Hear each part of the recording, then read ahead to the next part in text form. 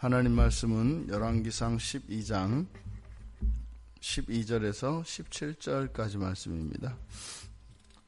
열왕기상 12장 12절에서 17절까지 우리 같이 읽겠습니다. 3일 만에 여로보암과 모든 백성이 르호보암에게 나왔으니 이는 왕이 명령하여 이르기를 3일 만에 내게로 다시 오라 하였음이라.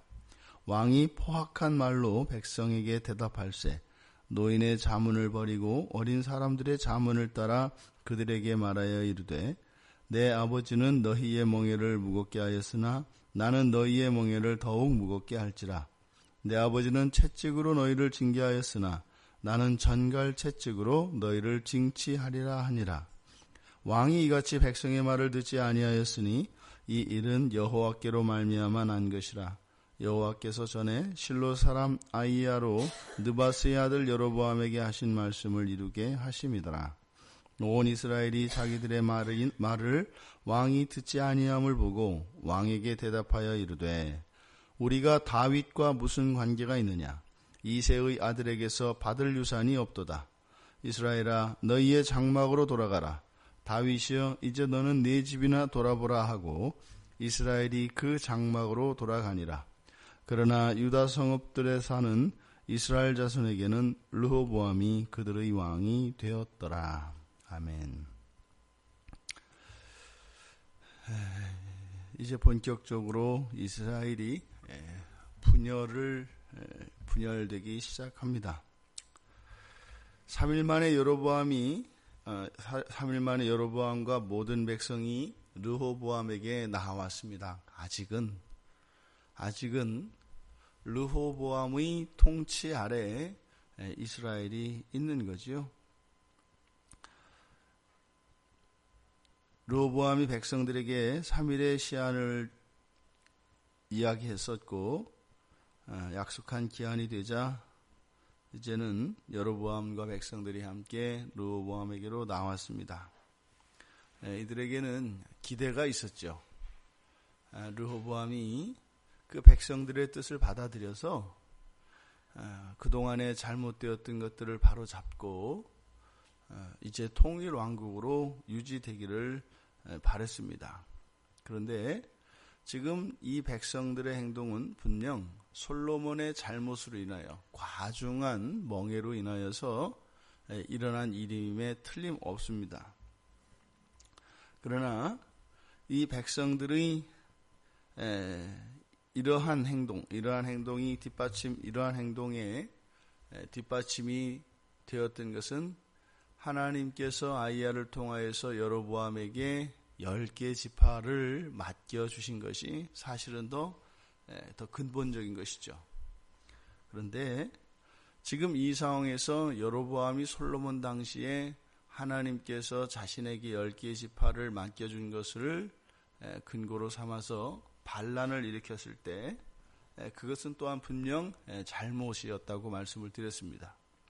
여기에서도 이제 마찬가지입니다. 지금 백성들이 왕 르호보암에 대하여 가지고 있는 이들의 행동들과 이런 것들은 그들의 충분한 의견을 제시하고 그들의 바람을 이야기하는 것은 맞겠습니다만 이제는 이때 당시의 시대적 배경을 우리가 그 정황을 살펴보면 이제 백성들이 이렇게 왕에게 이러한 조건을 제시하고 이렇게 하면 따를 것이고 그렇게 하지 않으면 우리가 거역할 것이다 라고 하는 이런 설정 자체가 사실은 고대의 왕국 사회에서는 불가능한 거죠.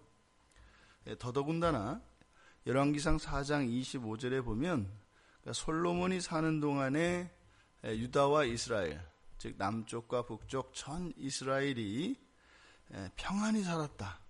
그래서 포도나무 아래와 무화과 나무 아래에서 평안히 살았다라고 전체적인 결론을 내립니다.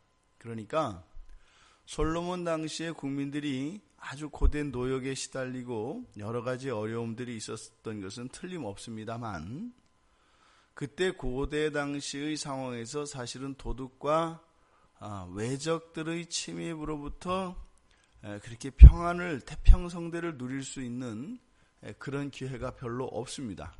그런데 솔로몬의 강력한 그런 군대와 권력으로 인해서 국제 정치 상황으로는 굉장히 평안한 그러한 시대를 누렸던 것이죠. 그래서 지금 육체적으로는 이들이 솔로몬에게 징집되어서 그 40년의 기간 동안 도시건설과 이러한 성들을 짓느라 과중한 세금을 내었고 또 심한 노역에 시달린 것은 틀림없습니다만 거기에 대해서는 대가가 지불되었고 또 전체적으로는 이들의 삶의 질이 높았다라는 이야기입니다. 그러니까 지금 이들이 감당하였던 그런 멍해, 이 멍해가 심했던 것이면 틀림없지만 전체적으로는 이렇게 솔로몬의 통치에 대해서 백성들이 이렇게 반역을 저지를 정도는 아니었다. 그래서 오히려 그러한 부분을 개선하여 주도록 청원할 정도는 됐을지 몰라도 이렇게 집단 행동을 할 수 있는 그런 것은 아니었다. 이것이 백성들의 속성이지요. 실제로 다른 왕들과 다른 시대에 누릴 수 없었던 그런 유익들이 있다 할지라도 그런 유익들이 감사의 제목이 되어지는 것이 아니라 불편한 것들과 채워지지 않는 것들이 불만의 이유가 됩니다. 그래서 우리들의 삶이 그렇습니다.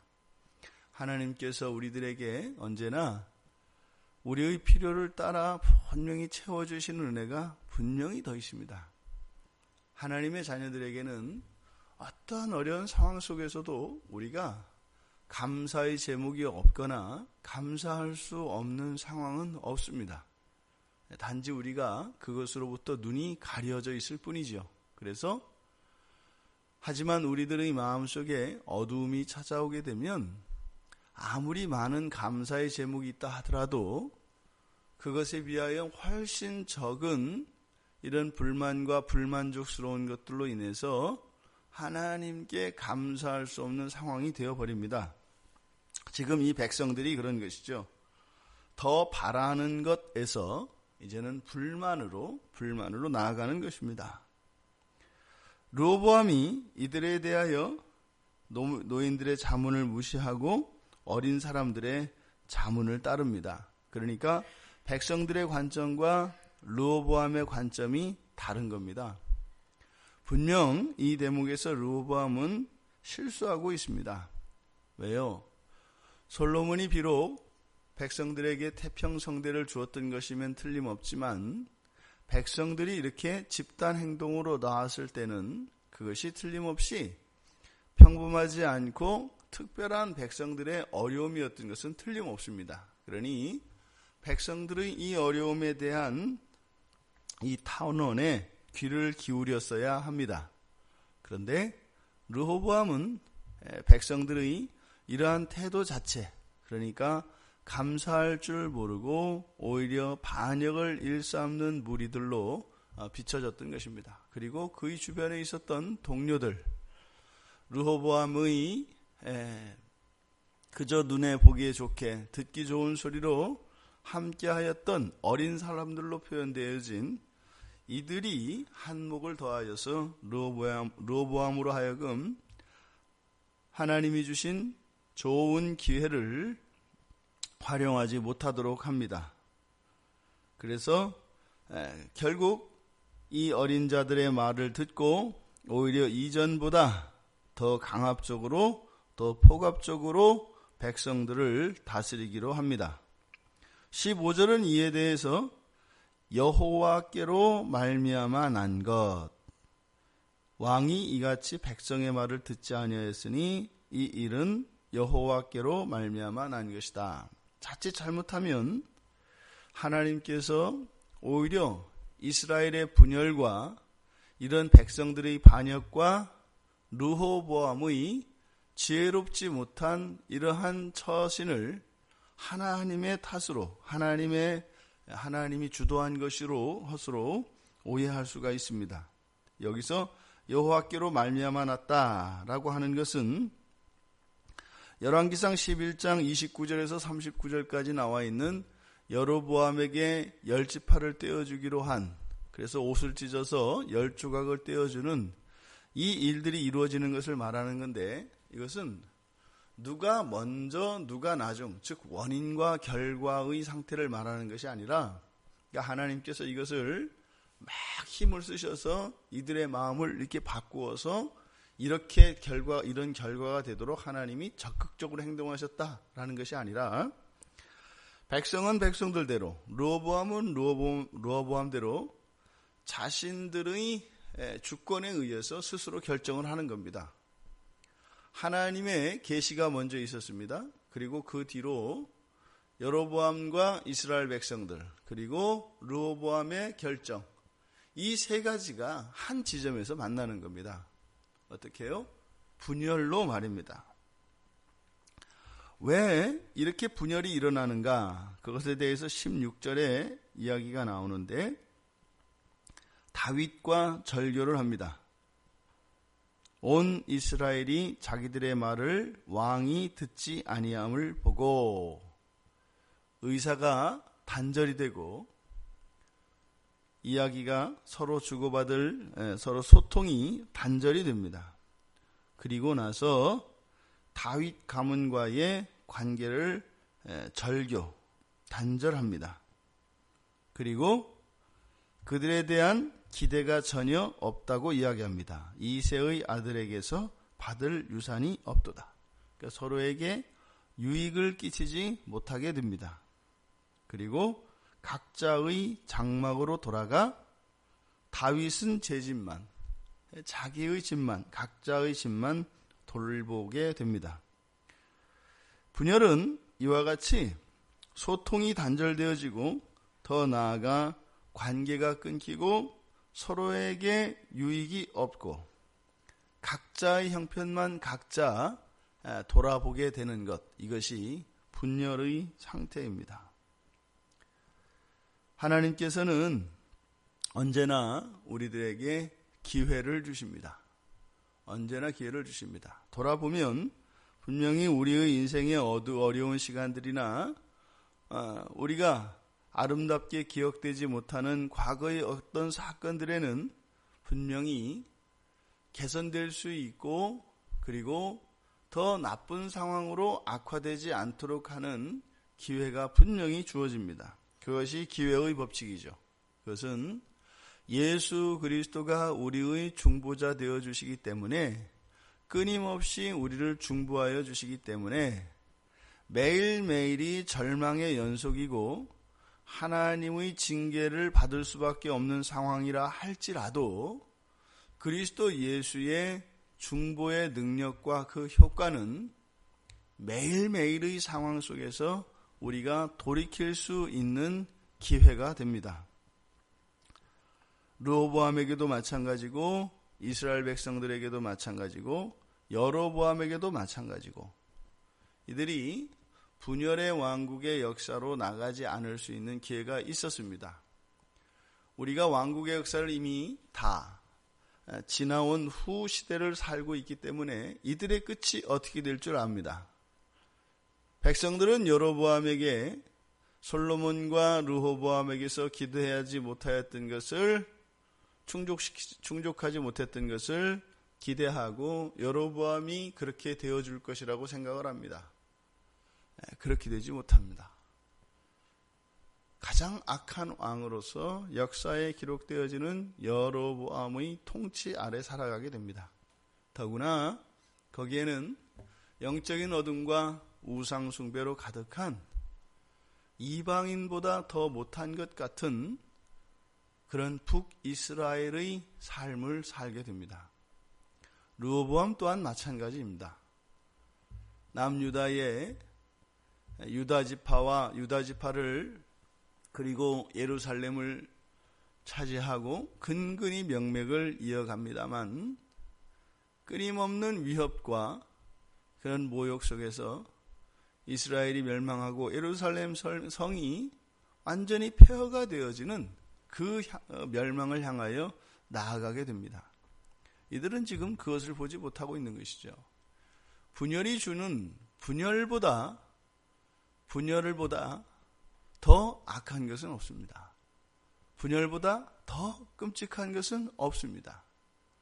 어떠한 것이 이유가 되어져서 지금 이스라엘 백성들의 입장에서는 그런 과중한 멍해가 오히려 분열보다 더 심하다라고 하는 생각을 가지고, 그것이 옳다라고 하는 생각을 가지고 그 길을 향하여 나아갑니다. 르호보암은 마찬가지로 이런 반역하는 이 백성들을 강하게 다스려서라도 그것을 억압하는 것이 분열보다 더 우선하는 것으로 생각합니다. 그러니까 더 큰 문제로 생각을 합니다. 그러니까 스스로의 권세 아래에 복종하지 않는다면 오히려 분열시키는 것이 낫다라고 생각을 한 겁니다. 여로보암도 마찬가지입니다. 이들의 잘못된 판단이 바로 분열이라고 하는 한 지점을 향하여 가고 있습니다. 하지만 이들이 역사 속에서 경험하게 될 그 분열의 아픔과 분열의 피해가 어떠한 것인지 알지 못합니다. 결과는 무엇일까요? 하나님 나라가 사라집니다. 하나님 나라는 결코 망하는 법이 없고 사라지지 않고 축소되지 않습니다. 그러나 아브라함을 선택하여 혈통으로 이스라엘을 통하여 하나님께서 이 세상을 다스리시는 하나님의 그 경륜 안에서 이스라엘 백성들을 주축으로 하여 건설하시려고 하였던 하나님 나라가 이제는 분열의 역사로 접어들게 됩니다. 그러니까 이제부터는 실제로 하나님의 나라라기보다는 이제는 사람의 나라로 분열한 이후, 즉 하나님이 버리시는 하나님의 뜻을 벗어난 사람 나라의 삶이 어떠한 것인가 하는 것이 이제부터 남유다와 북이스라엘로 나뉘어 참으로 비극적인 왕국의 역사, 멸망을 향하여 치닫는 이스라엘과 남유다의 역사 시간 속으로 들어가게 됩니다. 우리에게 기회가 옵니다. 그 기회를 그저 주어지는 것이 아니라 우리 주 예수 그리스도의 공로에 힘입는 것입니다. 구약의 백성들의 범죄 속에서도 언제나 하나님께서 선지자들을 보내어서 그들에게 돌이킬 것을 촉구하시는 것, 이것은 장차 있게 될 예수 그리스도의 십자가의 그 중보 사역을 의미하는 것입니다. 우리의 삶 속에 그리스도 예수를 바라보고 그리스도 예수를 통하여 우리에게 날마다 주시는 그 기회가 우리들에게 믿음으로 선용되어질 수 있다면 죄악의 상황을 우리가 고집스럽게 마주보고 가는 것이 아니라 날마다 우리를 구원하시는 그리스도의 은혜와 그리스도의 능력을 경험하며 살아가게 될 것입니다. 우리의 삶은 우리의 구원의 주이신 예수 그리스도, 그분이 주신 기회들을 선용하며 사람의 나라가 아니라 하나님 나라를 위하여 살아갈 수 있는 복된 우리 모두가 되기를 주님의 이름으로 축원합니다.